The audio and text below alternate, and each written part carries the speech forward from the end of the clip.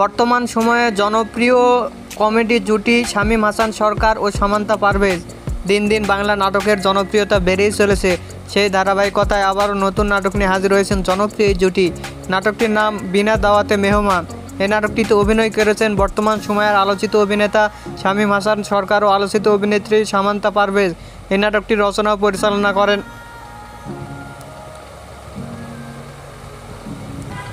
শাহিদুন নবী। নাটকটি খুব শীঘ্রই 360 ডিগ্রি ড্রামা ইউটিউব চ্যানেলে প্রকাশিত হবে। আপনারা দেখতে চাইলে অবশ্যই 360 ডিগ্রি ড্রামা ইউটিউব চ্যানেলে চোখ রাখুন এবং নিয়মিত নতুন নতুন নাটকের আপডেট পেতে হলে অবশ্যই চ্যানেলটিকে সাবস্ক্রাইব করে রাখুন। পরবর্তী ভিডিওর জন্য অপেক্ষা করুন।